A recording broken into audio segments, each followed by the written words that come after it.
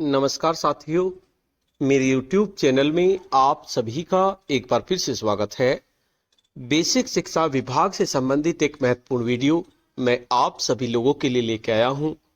कभी कभी क्या होता है, शिक्षक बच्चे की पिटाई कर देते हैं किसी कारणवश, स्कूल में लेट आने की वजह से, होमवर्क न करने की वजह से, लेकिन उसका बहुत बड़ा बवंडर मच जाता है और अखबारों में भी उसकी सुर्खियां आने लगती हैं। तो आज की वीडियो हमारी इसी से संबंधित है कि क्या स्कूल में शिक्षक बच्चों की पिटाई कर सकते हैं या नहीं कर सकते। आज की इस वीडियो में हम जानेंगे कि इससे संबंधित नियम क्या कहते हैं। सभी शिक्षकों के लिए ये नियम जानना जरूरी है। वीडियो को शुरू करने से पहले मैं आपको बता देना चाहता हूं, अगर आप चाहते हैं इस तरह की इंफॉर्मेटिव वीडियो आपको एक प्लेटफॉर्म पर मिले, तो उसके लिए मैंने इंफॉर्मेटिव वीडियो व्हाट्सएप ग्रुप और इंफॉर्मेटिव वीडियो टेलीग्राम ग्रुप बनाए हुए हैं। आप चाहें तो मेरे ग्रुप से जुड़ सकते हैं। ग्रुप का लिंक आपको वीडियो के डिस्क्रिप्शन बॉक्स में मिल जाएगा, जिस पे क्लिक करके आप मेरे ग्रुप से जुड़ सकते हैं। तो चलिए देखते हैं। देखिए, एक खबर आई है सेंट्रल नोएडा से। सेंट्रल नोएडा पुलिस में एसीपी अरविंद कुमार ने बीबीसी से कहा कि परिवार का आरोप है कि स्कूल में शिक्षक ने बच्चे की पिटाई की, जिसके बाद वो बीमार पड़ गया। बच्चे को एलएनजेपी अस्पताल ले जाया गया और इलाज के दौरान उसकी मौत हो गई। शिक्षक के खिलाफ मामला दर्ज किया गया और पोस्टमार्टम रिपोर्ट आने के बाद मामले की विवेचना की जाएगी। साथ ही पुलिस अधिकारियों का कहना है कि शिक्षक की गिरफ्तारी की कोशिश की जा रही है और फिर पूछताछ की जाएगी। स्कूलों में छात्रों की शिक्षकों द्वारा पिटाई का ये केवल एक मामला नहीं है। हाल ही राजस्थान में भी एक मामला काफी उछला था, जिसमें परिवार ने ये आरोप लगाया था कि उसके बच्चे की मौत स्कूल में शिक्षक की पिटाई से हुई थी। देखिए, कई बार खबरें झूठी भी होती हैं, क्योंकि कोई भी शिक्षक इतनी पिटाई किसी बच्चे की नहीं करता कि बच्चे की मौत हो जाए। लेकिन कारण परिस्थितियां इस तरह की बन जाती हैं कि इस तरह की बातें आ जाती हैं और अखबार में उसकी सुर्खियां बन जाती हैं। इस मामले में भी ये आरोप लगे थे कि शिक्षक ने मटके से पानी पीने के चलते दलित बच्चे को पीटा था, जबकि ऐसा कुछ नहीं था।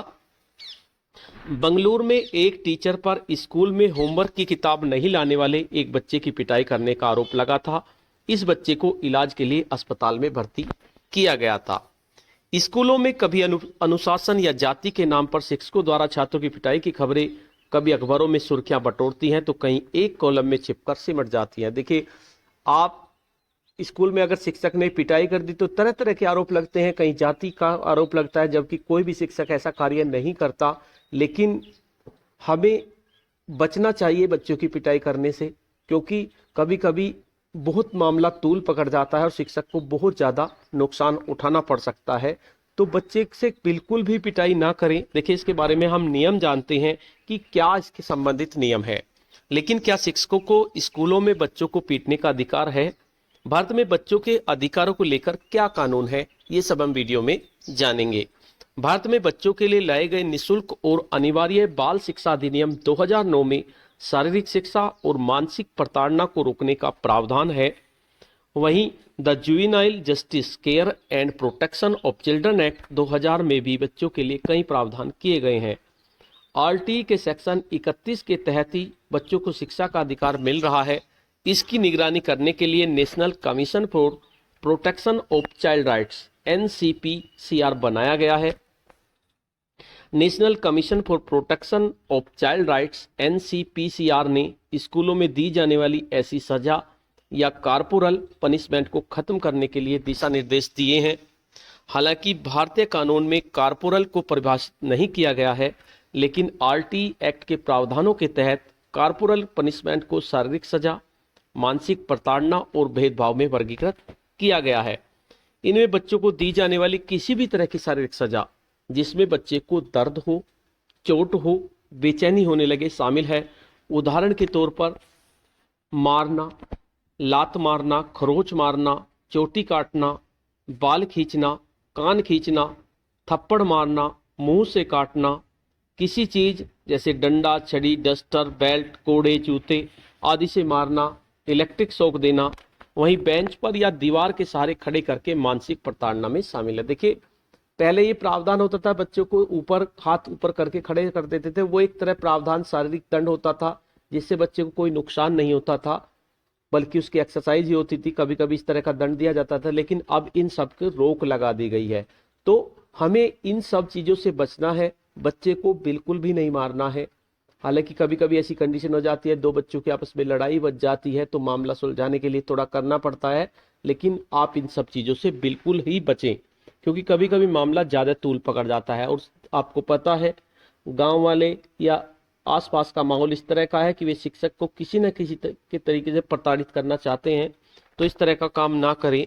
इसके अलावा बच्चे पर तंज कसना, अलग अलग नाम से बुलाना, डांटना, डराना, अपमानजनक शब्द का इस्तेमाल करना या नीचा दिखाना, शर्मसार करना इसमें शामिल है। आप स्कूल में बच्चे के प्रति पूर्वाग्रह से अगर स्कूल में बच्चे के प्रति व्यवहार पूर्वाग्रह से ग्रसित होता है तो भेदभाव की श्रेणी में आता है। इसमें जाति, जेंडर, व्यवसाय क्षेत्र, 25% आरक्षण में दाखिला, कमजोर तबके में शामिल होने आदि के आधार पर किस तरह का पक्षपात किया जाता है तो भी इसमें शामिल माना जाता है। हालांकि सरकारी स्कूल में ये नहीं होता, क्योंकि वहाँ 25% आरक्षण में दाखिला नहीं होता। ये प्राइवेट स्कूल की बात बताई गई है, वहीं पर कमजोर तबके के बच्चों पर भी इस तरह का भेदभाव होता है वहाँ पर, लेकिन हमारे स्कूलों में ऐसा नहीं होता। सजा का प्रावधान है।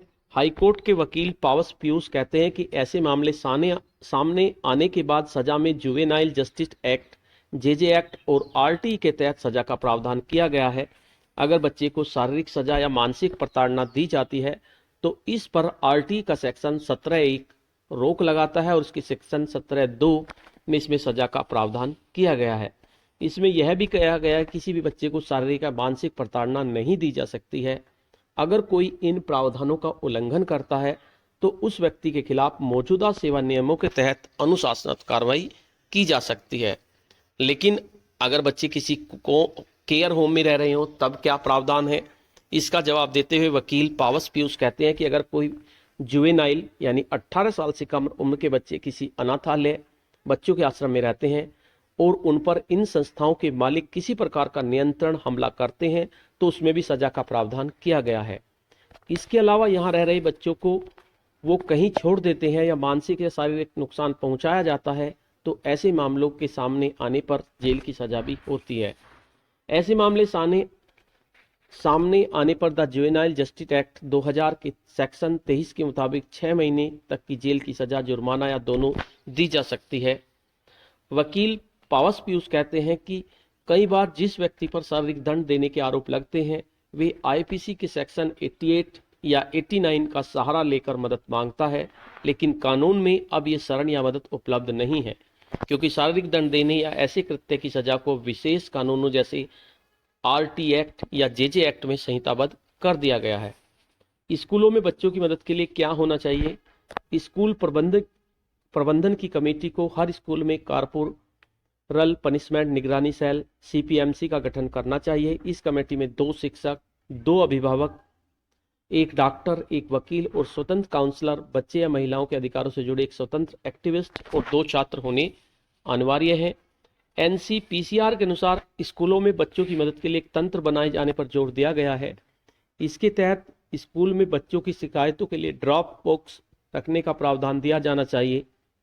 अगर बच्चा पहचान नहीं बताना चाहता है तो ये सुविधा दी जानी चाहिए।